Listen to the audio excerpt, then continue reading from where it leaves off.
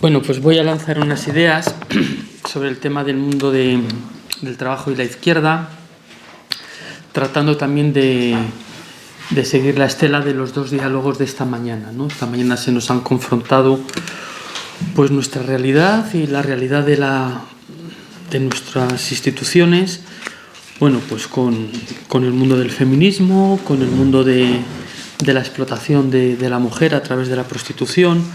Bueno, pues ahora lo vamos a hacer a través del trabajo. ¿Qué es eso de la izquierda y qué es eso del trabajo? Yo la verdad es que son dos palabras, dos conceptos con una grandísima carga histórica, pero también una grandísima carga de futuro, pero que realmente no sabemos lo que son. Decir hoy qué es hoy la izquierda, qué es hoy el mundo del trabajo, pues realmente son realidades tan cambiantes, que da lugar a tantas interpretaciones, que yo lo que voy a intentar es, bueno, pues poner un poco de luz sobre ellas, ¿no? Claro, unir izquierda, o lo que podemos decir socialismo, deseo de cambio desde los de abajo, y decir trabajo, pues también de alguna manera se puede decir que, no os voy a decir que sea lo mismo, ¿no? Pero sí que hemos visto que históricamente ha tenido una gran unión, ¿no? El socialismo es hijo del trabajo. Las experiencias socialistas son hijas del trabajo. Son hijas de trabajadoras y trabajadores.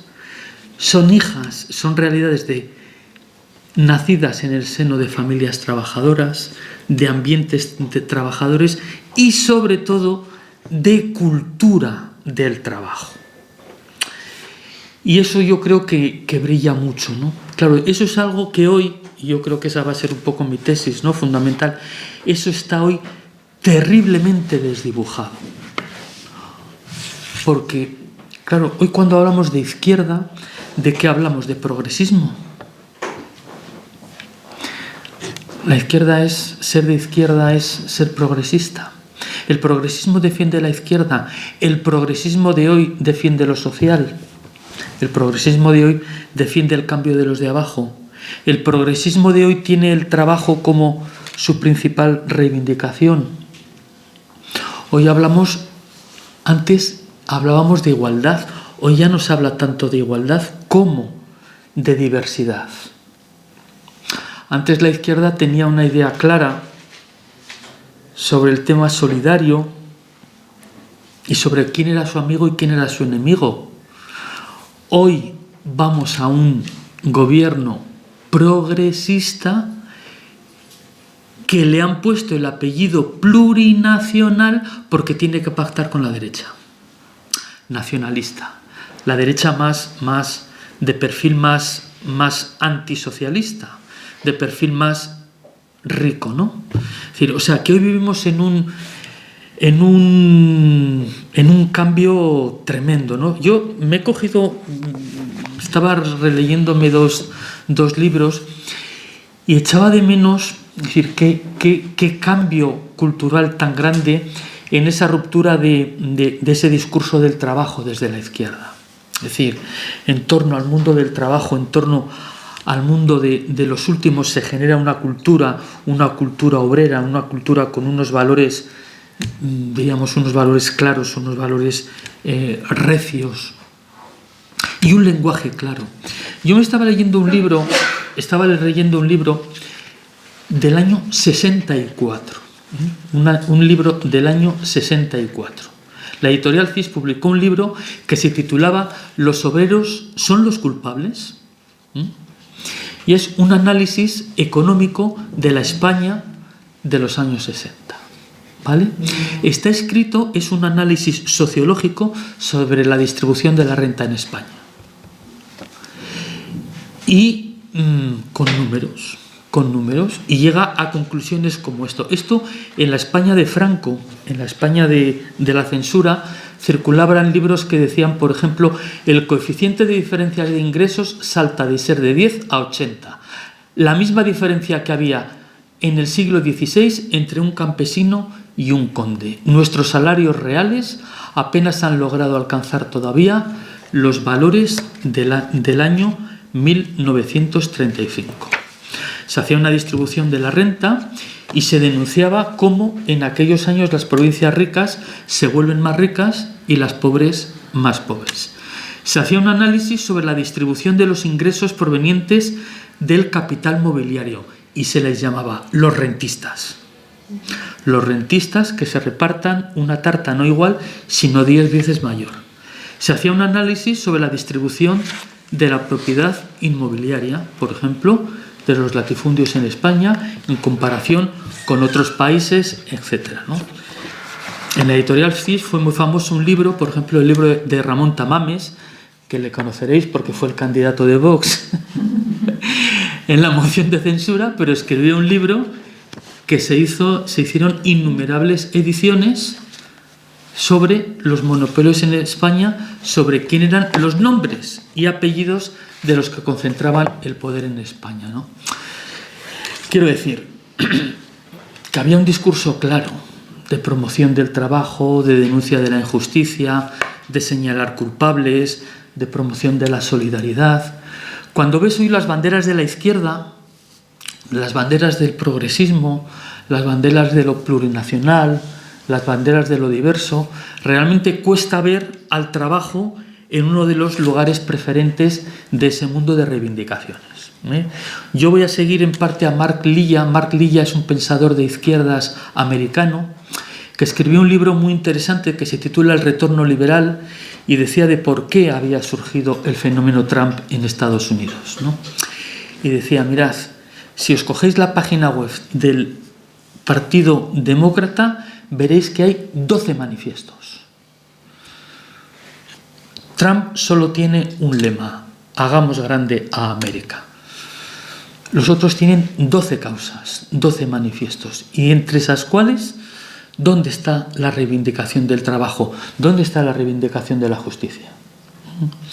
Bueno, pues ese es un poco, yo creo que el marco que os quería dar, ¿no? Es decir, la izquierda ha perdido el relato de la causa del trabajo, de esa idea fuerza que mueva a los de abajo. Hoy ya no se habla de bien común, se habla de interés general, no se habla de igualdad, se habla de diversidad, no se habla de solidaridad, se habla de lo plurinacional, se habla de decir, estamos viviendo como que hemos tenido varias fases, ¿no? El primer PSOE de la transición, Felipe González, podríamos definir que esa etapa de la izquierda en España fue lo que se llamó el taller de reparaciones del neocapitalismo, es lo que definió un gran pensador socialdemócrata alemán. Es decir, la socialdemocracia en Europa en los años 70, en los años 80, ya no es una gran fuerza transformadora, sino que constituye un taller de reparaciones del neocapitalismo. Es el que le hace las reformas laborales,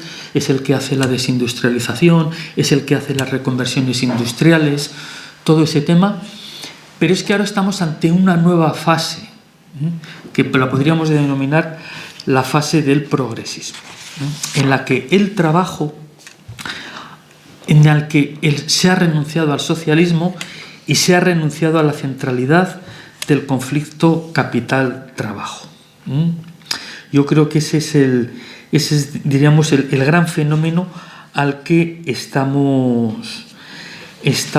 asistiendo hoy. Es decir, hoy vivimos una explosión, diríamos, de fuerzas. Por eso es curioso que el partido, uno de los partidos de la izquierda que vivimos hoy, se llama Sumar.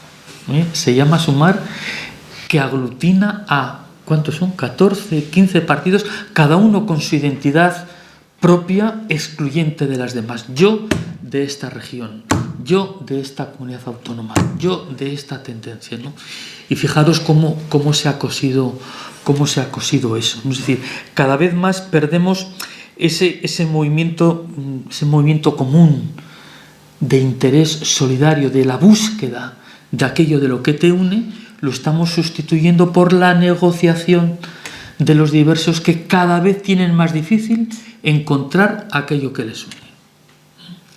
Y ese es el momento en el que estamos, de decir, bueno, ¿cómo podemos abanderar todas las causas justas? ¿Cómo podemos acoger todas las situaciones que necesitan justicia, cómo podemos combatir todas las situaciones de discriminación que existen entre nosotros, pero buscando un motor común que nos aglutine. El socialismo hecho por los explotados fue el que hizo temblar el mundo, y hoy vivimos una situación en la que la derechización de la sociedad, de una sociedad cada vez más balcanizada, pues está cogiendo un gran protagonismo. Cuando el socialismo pierde el impulso transformador del trabajo, de los que protagonizan la creación de riqueza en la sociedad a través del trabajo, pues nos aparece la izquierda de las universidades, la izquierda separada de la realidad, la izquierda de Hollywood, la izquierda que busca la movilización sentimental. Una cosa que se nos ha dicho esta mañana, la izquierda que trata a su electorado como si fueran niños tontos. Esto es un tema muy interesante. Si os veis, mucha de la propaganda electoral es tratarte como si fueras tonto. Esto es un tema frente al mostrar la realidad tal y como es y señalar a los que detentan los mecanismos de poder. Hemos sustituido cada vez más la publicidad política por una publicidad fundamentalmente dedicada a atizar las emociones y atizar los sentimientos, ¿no? Y esto se ha convertido en un pim pam pum, de manera que excitamos también la reacción. Si no, ¿cómo es posible el fenómeno de Bolsonaro? ¿Cómo es posible el fenómeno de Trump? ¿Cómo es posible determinados fenómenos políticos, como que quizás mañana en Argentina gane las elecciones un voceón que, diciendo burradas en las tertulias televisivas, diciendo que va a privatizar todo, pues pueda salir elegido en un país empobrecido? Es decir, no nos fijemos tanto en estos señores como en la situación, en el vacío que ha dejado la izquierda abandonando la lucha por la justicia y el mundo del trabajo, ¿no? Esto, fijaros, yo creo que pasó en Chile. Fijaros, Chile tiene un gobierno de izquierdas, promueve la votación de una nueva constitución y el 62% de los chilenos la rechaza. ¿Por qué? Pues porque era un experimento social de convertir Chile en un montón de nacionalidades y en un montón de identidades, con una publicidad absolutamente infantil, y evidentemente cuando se vende algo fragmentado, pues la sociedad dice que no. La sociedad, yo creo que hay una aspiración de fondo en las sociedades a que el horizonte solidario es mucho más humano, es mucho más justo que el crear esa fragmentación de identidades que lo único que hacen es negociar entre ellas. Y Mark Lilla, este pensador de izquierdas americano, lanza también una idea al ruedo que yo creo que también merece la pena debatir. Y es que vivimos una sociedad en la que, si se dan estos fenómenos fragmentarios, es porque cada vez menos en el seno de nuestra sociedad se nos enseña las prácticas de cooperación. Y él habla del laboratorio de la familia. Dice, en la medida en que la crisis de la familia, él lanza esta idea, ¿no? Dice, lo que ven nuestros hijos es Internet, hijos únicos que juegan solos, niños que no tienen primos, niños que no tienen familias numerosas en las que aprender las prácticas de cooperación. La familia, que es un pequeño laboratorio donde te enseñan estas cosas, donde aprendemos a vivir en casas aisladas, donde el problema de cada uno es de cada uno y no de los demás. Dice, ¿qué tipo de sentimientos de justicia y democráticos se puede esperar de estas generaciones? Claro, es una idea que te deja un poco, pues pensando. Yo me acuerdo que un gran pensador de la izquierda, como fue Joseph Proudhon, hablaba de la familia como, diríamos, uno de los núcleos de la arquitectura del edificio social en la Primera Internacional. Quiero decir que vivimos una situación en la que al socialismo se le están cayendo, diríamos, las bases sobre las cuales sustentarse y hacer y montar un edificio sólido. Por eso esta sociedad ya no habla de socialismo, por eso esta sociedad ya no habla de revolución, por eso esta sociedad, diríamos, ese ideal de conquistas, de transformación social o de coger las riendas de la vida económica se ha sustituido pues por las limosnas, de manera que hoy a la izquierda hablarle de la justicia incluso se la puede poner, en determinadas ocasiones se la puede poner en un aprieto, ¿no? El mundo de la izquierda. En segundo lugar, el mundo del trabajo. El mundo del trabajo pues también ha sufrido otro cambio. Otro cambio. Yo estoy pensando en el trabajo de mi padre. Yo ahora estoy en esa época, ¿verdad? Pienso en el trabajo de mi padre y en el trabajo de mis hijos. Ya tienes esa vía para poder comparar, ¿no? O sea, yo soy hijo de una familia trabajadora, de una familia obrera, en la que con el sueldo de un obrero se pagaba casa en 5 años y se daba carrera a 3 hijos. Y no necesitaban de pedir hipoteca para comprarse la casa. La generación de nuestros hijos eso no lo conoce. No lo conoce. No conoce el trabajo estable, no conoce, sufre los alquileres, sufre la usura, sufre la banca, sufre los contratos temporales, sufre tracata. Es decir, el mundo del trabajo pues evidentemente ha cambiado, ¿no? Ha cambiado. Si ampliamos la mirada en el mundo, hoy en nuestro mundo vivimos la precariedad, la reforma laboral de la que nos hablaba esta mañana Paula, de los 12 grandes puntos de la reforma laboral de 2012 del Gobierno Popular, la reforma laboral de Yolanda Díaz no ha cambiado ni siquiera 3 puntos. El núcleo está ahí, incluso se han introducido algunos temas que nos van a dar muchos problemas, como es el contrato fijo discontinuo, que se puede convertir en el contrato a llamada. Pero si ampliamos la mirada, hoy en el mundo existen más esclavos que cuando se abolió oficialmente y legalmente la esclavitud. Hoy en el mundo existen trabajadores que realizan productos cuyo valor y el valor de su salario es 3.000 veces menos de lo que cuesta en el mercado. Hoy vivimos la realidad de la inmigración, vivimos múltiples aspectos donde vemos que la cuestión social, la cuestión del trabajo, pues sigue siendo central y sigue siendo nuclear. Y esto lo estamos viendo en la debilidad organizada del mundo del trabajo. Hoy, por ejemplo, el sindicalismo está en el margen de la vida social. El PSOE, cuando llegó al poder el Partido Socialista Obrero Español, tenía al secretario general de la UGT como diputado. Y creo que también en la primera legislatura el secretario general de Comisiones Obreras, Marcelino Comecho, también fue diputado.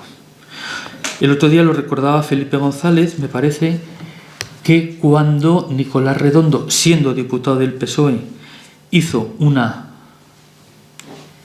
huelga general, no se atrevieron, no pudieron echarle. ¿Qué quiere decir?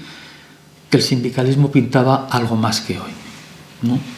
Hoy el sindicalismo en general en nuestras sociedades es un sindicalismo pues realmente de que está en esos márgenes de la vida decisoria, de la vida política, de la vida económica y de la vida social. Y sobre todo el mundo sindical ha rebajado de forma estrepitosa el horizonte transformador de su vida reivindicativa.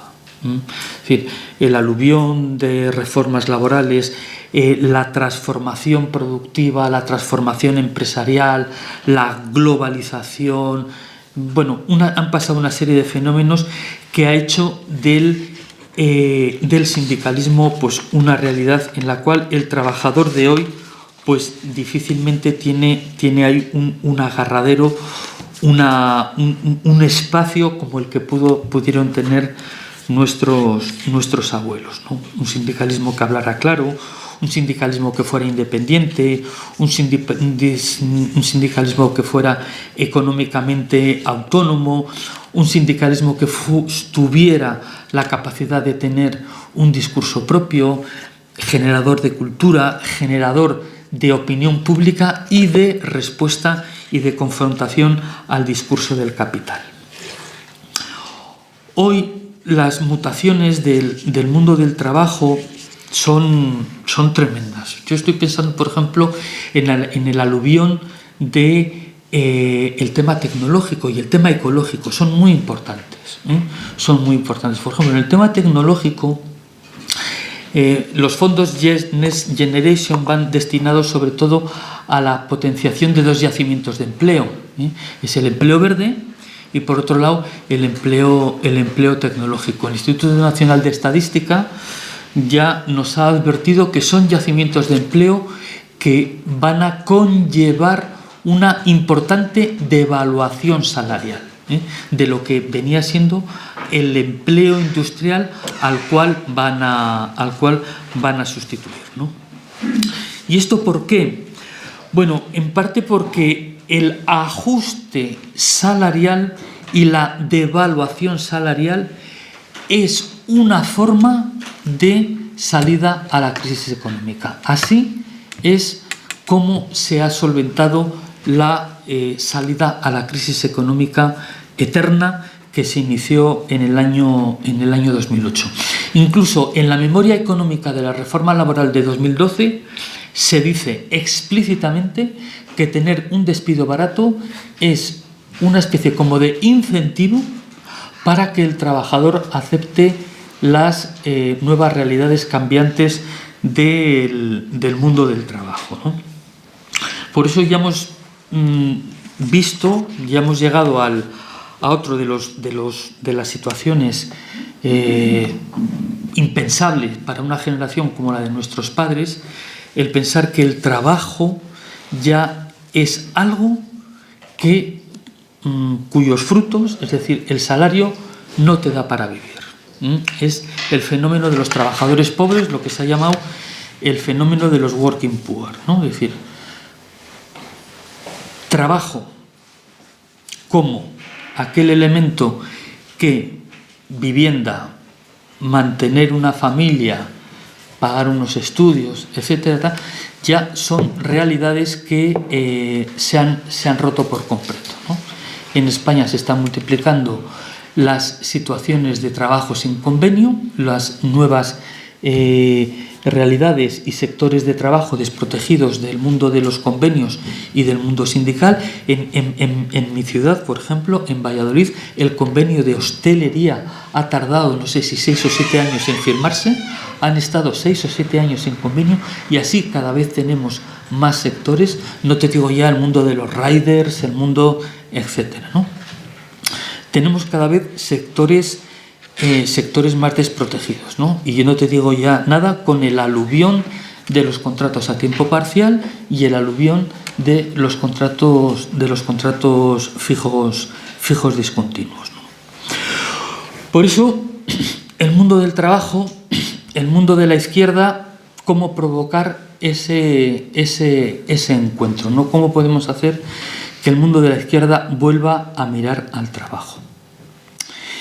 Y es lo que decía antes, ¿no? Es decir, cómo la matriz del socialismo no puede ser otro que el trabajo y, muy importante, y la cultura del trabajo. Por eso me gusta mucho releer este lenguaje de los años 60.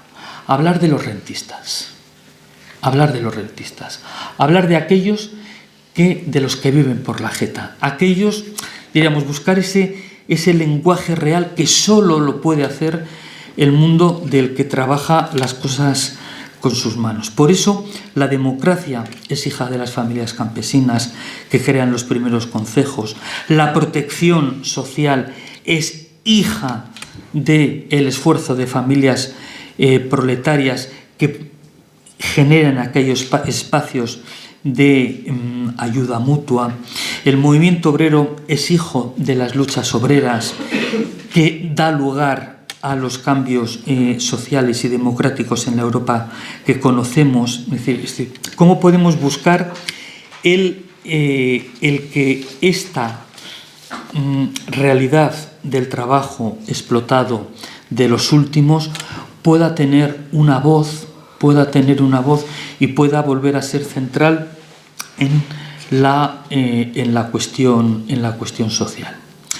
Claro, como este problema va a estar siempre y ahora está agudizado, yo creo que está claro que el sistema necesita neutralizar ese potencial revolucionario, necesita neutralizar ese potencial de cambio, ¿no?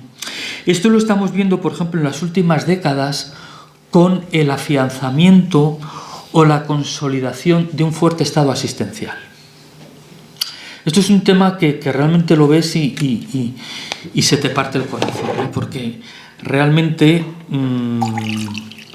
una sociedad justa es aquella que tiene los mecanismos para ayudar y para colaborar con las situaciones de necesidad. El problema en que eso se convierta en sistema. Ese es el problema. Y este es un tema en el que el Foro de Davos y el progresismo se han puesto de acuerdo. Se han puesto de acuerdo. Es decir, una situación como la crisis actual que ha dejado a tanta gente en la calle,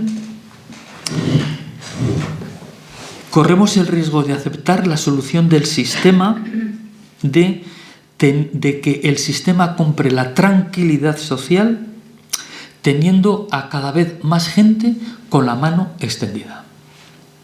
Es decir, el sistema...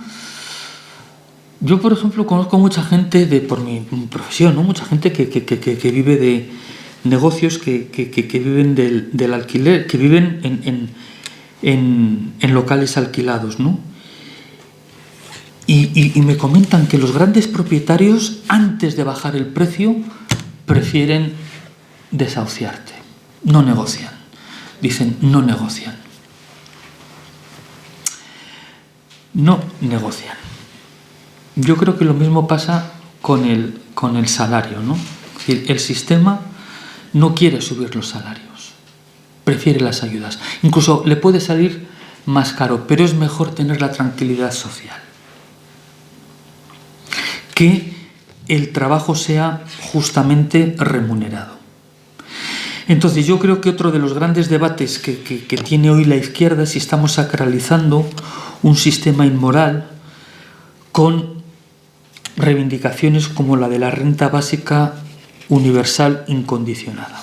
Esto el movimiento obrero no lo hubiera aceptado, porque va contra la dignidad de la persona, porque va contra el protagonismo del trabajo en la vida económica, porque si la riqueza nace del trabajo, es el trabajo quien debe gestionar la economía. No es un Estado dominado por oligarquías el que distribuye la renta a través de ayudas que te ponen en la cola del paro y con la mano extendida. Es lo que dijo el jornalero andaluz al señorito que le quería comprar el voto y le dijo: en mi hambre mando yo. Es decir, el sistema prefiere dar un complemento salarial a los salarios bajos que subir los salarios. Porque claro, subir los salarios es índice de mayor participación y protagonismo del trabajo en la vida económica. Y ya, por último, cómo activar, digamos, las ideas que estoy lanzando, ¿no? Es decir, cómo activar ese reencuentro de la izquierda con la justicia. Cómo reactivar cómo alinear la lucha en torno a un socialismo real, a un socialismo, es que da un poco cosa, ¿no? Decir eso de socialismo verdadero, o izquierda real, o poner estas cosas de apellido, ¿no? Pero yo creo que la palabra socialismo tiene una carga que poco apellido necesita. Yo creo que, en primer lugar, el socialismo necesita, de alguna manera, recuperar ese suelo sobre el cual fue posible. ¿Cuál es el suelo que hizo posible el socialismo? Mirad, esta mañana yo le preguntaba a Paula sobre si estas nuevas, diríamos, corrientes culturales que amenazan a la izquierda, y ella decía que efectivamente pues muchas son academia americana, ¿no? Son academia americana. Hay un libro que a mí me gusta mucho de un francés que se titula La filosofía se ha vuelto loca, que es un filósofo francés que dialoga con tres grandes problemas abanderados desde la academia americana, que es el tema de la eutanasia, el tema del género y el tema del animalismo, ¿no? Y cómo sus grandes portavoces son las grandes cátedras de ética de las grandes universidades americanas, que a la vez son grandes promotoras de pensamiento capitalista. Y es una contraposición, en definitiva, con el pensamiento europeo. Con el pensamiento europeo. Y uno piensa, ¿qué es lo que hizo posible que en Europa surgiera el movimiento obrero? No fue solo una reivindicación económica, sino que evidentemente ahí tiene que haber un suelo cultural. Hay unos mimbres culturales que de alguna manera pues merecería la pena recuperar, ¿no? Es decir, el movimiento obrero es hijo de la solidaridad.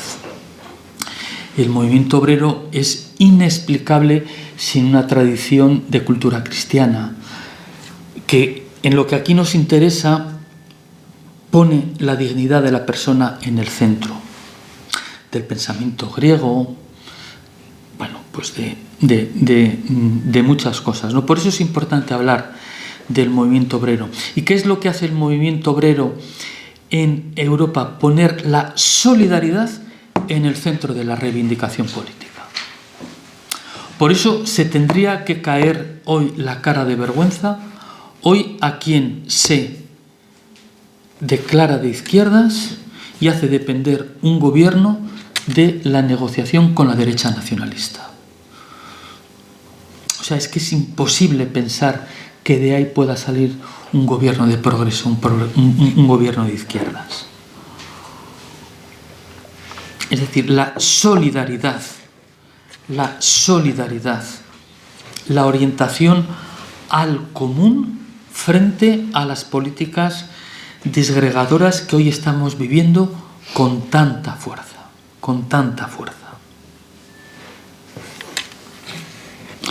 Y en segundo lugar, digamos, ese protagonismo del mundo del trabajo frente a este asistencialismo como sistema. Por eso yo insisto, yo no voy a venir aquí con el discurso de la derecha que habla de las paguitas. Qué feo es oír a los ricos hablando de las paguitas. Yo a lo que me estoy refiriendo es al asistencialismo como sistema. Que la gente no pueda vivir de su trabajo y tenga que vivir de una ayuda. Esto se está y se puede convertir en sistema. Se puede convertir en sistema. Y lo peligroso de eso es que entrar en esa rueda rompe la dignidad de la persona. Mirad, en Estados Unidos, en un sistema tan neoliberal como Estados Unidos, el 50% de la población hay en algún momento de su vida pasa por la beneficencia estatal. Y pasar por la beneficencia estatal supone pasar por un programa de investigación sobre tu vida privada y de reeducación. Eso es terrible. No podemos permitir eso. No podemos permitir eso. Por eso yo creo que el socialismo solidario con el trabajo va a ser hijo de la cultura del trabajo, de los valores del trabajo. Y los valores del trabajo suponen la expulsión en nuestra vida de los valores pues que aquí se denuncian. Aquí no se habla de propietarios, se habla con desprecio de los rentistas. ¿Cuántos rentistas hay hoy en España? ¿Cuántos rentistas hay hoy en Europa? ¿Cuántos rentistas viven hoy en el mundo a costa de los más pobres de la tierra? Y sabiendo que los espacios de bienestar que nos puedan dar no suplen la lucha por la justicia. Fijaros, la ley de Franco exigía fidelidad al trabajador. El trabajador tenía que ser fiel al empresario. Claro que eso desaparece con la Constitución, pero hoy el trabajador tiene que ser fiel al sistema productivo. Y hoy estamos viendo cosas absolutamente inimaginables. El otro día me llegó una sanción de una trabajadora que la mandaban 15 días a casa porque se había excedido en los descansos. ¿A que no sabes cuánto tiempo se había excedido? 5 segundos. ¿Quién hizo esa sanción? El algoritmo. El algoritmo. Es decir, hoy tenemos a muchos trabajadores sometidos a las fuerzas oscuras de la tecnología y del mercado, totalmente monitorizados, y este es el empleo verde que hoy nos quieren vender. Por eso estamos entrando en nuevas situaciones en las que nos estamos enfrentando ya, y las generaciones siguientes se van a enfrentar de forma tremenda, ¿no? Recuperar los valores del trabajo donde la persona sea lo primero. Y aquí se nos está abriendo un gran debate con el tema ecológico.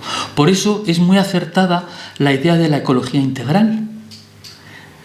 Porque si no, el ecologismo se nos convierte en una religión en la que la persona pasa a ser lo secundario. Y ojito, aquí tenemos un problema. Aquí tenemos un gran problema con el trabajo y con el empleo. Es un tema que va a haber que tomar, diríamos, decisiones difíciles, ¿no? Y yo creo que la salida es tener una óptica de la ecología integral.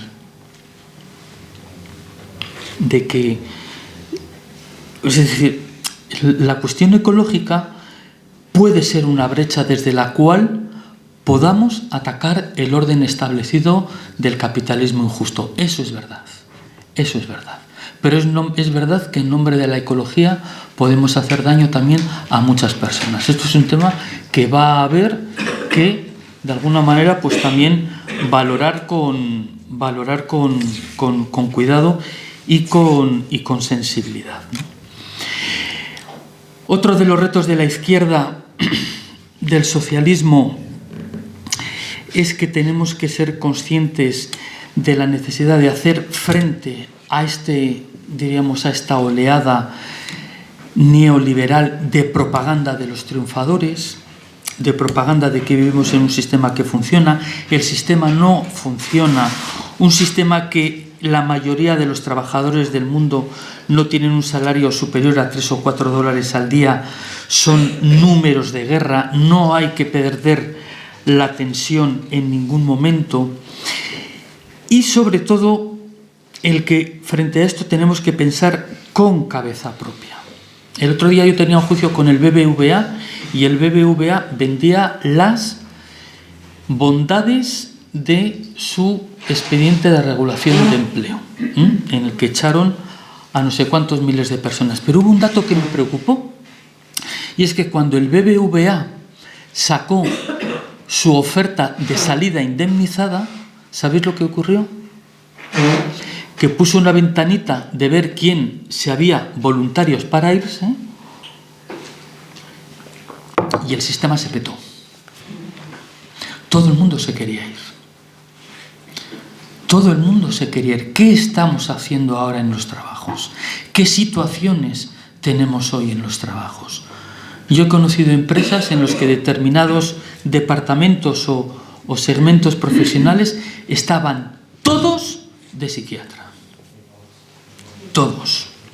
O sea, hoy nos aparece, en la medida en que el sindicalismo desaparece y en la medida en que la individualización crea desaparece, y en el momento en el que la conciencia de clase y de solidaridad entre trabajadores desaparece, ¿cuál es el resultado en los centros de trabajo? Pues el problema que tenemos de salud mental. Si es que no hay otro. Si es un tema además que se nos ha disparado, es lo que se llaman los riesgos psicosociales. Y los riesgos psicosociales son hijos de una sociedad injusta, pero también es hija de una sociedad individualista, de que cuando tienes un problema no tienes compañeros, no tienes sindicato, no tienes conciencia de clase. Ahora, el señor Errejón dice que hay que poner más psicólogos. Errejón ya no hablará de lucha obrera, hablará de más psicólogos. Claro, yo he conocido empresas que cuando se les ha planteado el tema de los riesgos psicosociales, han asumido el pago de los psicólogos de su plantilla antes que cambiar los métodos de trabajo que enferman a sus trabajadores. Y eso lo han aceptado los sindicatos. Eso lo han aceptado los sindicatos. Por lo tanto, yo creo que tenemos que, hoy como nunca, hacer dialogar la realidad del pasado histórico, de las enseñanzas de nuestros mayores, de la herencia recibida, y saber dialogar eso con las realidades cambiantes, los nuevos fenómenos tecnológicos, la irrupción de las nuevas reivindicaciones, el escenario y los retos de la ecología integral. Bueno, pues yo creo que hay que coser una nueva propuesta socialista, pero siempre y cuando yo creo que tengamos claras esas dos cosas, ¿no? Es decir, los valores del trabajo son los valores solidarios, son los valores de la primacía de la persona, son aquellos valores de aquellos que ponen lo común por encima de lo particular, y son aquellos que ponen la voz de los últimos y de los que trabajan en el primer lugar de su programa político. Y yo creo que desde ahí es posible plantear un rosario de reivindicaciones, ¿no? Es decir, yo creo que la izquierda se tiene que preocupar por un trabajo en el que hay, diríamos, un primer nivel reivindicativo, que es un salario justo, que es la garantía del tiempo. Esta es otra. Se nos están multiplicando los tiempos de trabajo, se nos están multiplicando las guardias, se nos están multiplicando los requerimientos que atentan a la desconexión, se nos están multiplicando los elementos de control, etcétera, ¿no? Es decir, hay un nivel de reivindicaciones de salario-tiempo, pero también hay un nivel de reivindicación más profundo. Hay que fomentar el cooperativismo solidario, hay que incidir en combatir las nuevas realidades empresariales que dividen a los trabajadores de la contrata con los trabajadores de la principal, etcétera, ¿no? Pero también el trabajo tiene que crear sus propios espacios de ayuda social. Hacen falta las cooperativas de crédito, hacen falta realidades que apunten a que el trabajo sea protagonista de la vida social, ¿no? De la misma manera que hay que hacer reivindicaciones políticas, reivindicaciones sociales, reivindicaciones fiscales. Fijaros, la conciencia fiscal que había en España hace 50 años es infinitamente superior a la conciencia fiscal que existe hoy. O sea, hoy los que piden la renta básica es para que las paguen los de abajo. Si los de arriba no van a pagar nada. Es decir, en la medida en que la reivindicación del salario justo ha bajado, la hemos sustituido por reivindicaciones que al final la van a pagar los de abajo con este sistema fiscal que tenemos. Y, en último lugar, una fuerte acción cultural por parte del socialismo, de manera que se deslegitimen determinadas formas de hacer política y determinadas formas de hacer negocio. decir, necesitamos un socialismo que deslegitime el vivir de las rentas y que combata con medidas concretas el vivir de las rentas y que realmente se valore el vivir del trabajo. Hay que buscar una forma cultural, tenemos que crear una sociedad en la que evitemos la mercantilización del trabajo, que el trabajo sea... Porque fijaros, qué coincidencia entre el mundo progresista y el mundo capitalista. Es decir, para el mundo capitalista, el trabajo es un factor productivo más, como la electricidad o el consumo de agua. Es uno más. Y de la misma manera, para el mundo progresista, la reivindicación del trabajo está escondida entre otras 12 o 13.